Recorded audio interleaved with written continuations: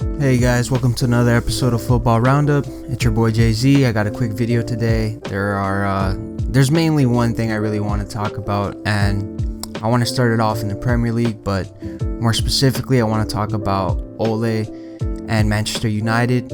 So Manchester United have decided that Ole's time as manager is over, and it's been a long time coming. I think everyone knows that Ole has not really delivered, or I guess lived up to the expectations or the standards that Manchester United have.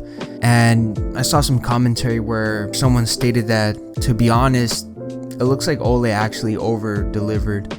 Ole was never supposed to be someone to win you the Premier League or trophies or championships, but he did what was necessary, which was, getting back into the Champions League, and solidifying themselves as a top 4 team and performing decent, although obviously recently the performance haven't been so great. But in all honesty, I do think Ole did an okay job. He was there longer than he should have been, but now his time is over, and we can all look back and think it was okay for the time that he was there. It was okay. But we all know, especially now with this team that they have, okay is not enough, and Ole's time is over, and we'll see who Manchester United choose now that there aren't that many managers available. Conte obviously as at Tottenham.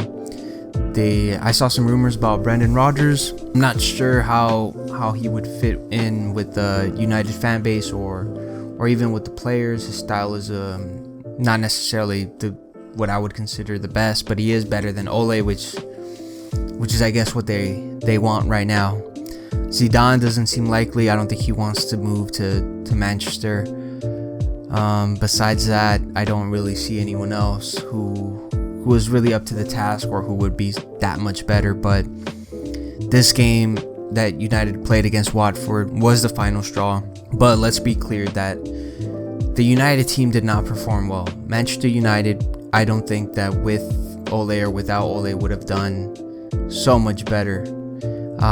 This game was just hard to watch, very hard to watch. If you look at the stats, it does seem that United had possession of the ball more, but really, in all honesty, they were getting terrorized by Watford. Watford was non-stop. They were threatening throughout the whole game. United never really looked like a threatening opposition. They didn't really have clear chances. They were struggling to control the ball. They were struggling to keep the ball down. I remember there was just back and forth in the air. It was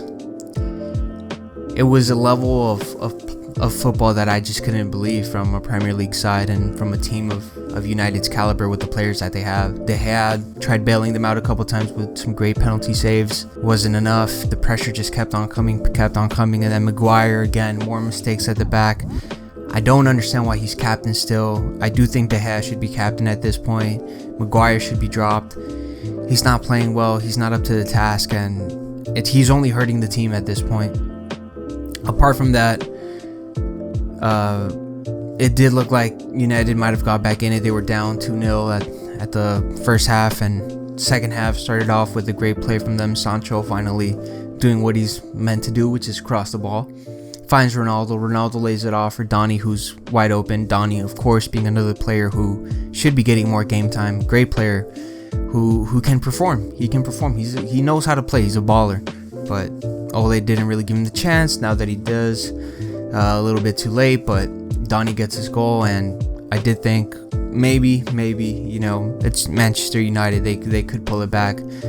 But they didn't. Two goals at the end, and 90 plus minute to seal it off, and it just goes to show that this United team was very poor, and I don't know how a new manager coming in will really solve a lot of the key issues that they have, but it remains to be seen.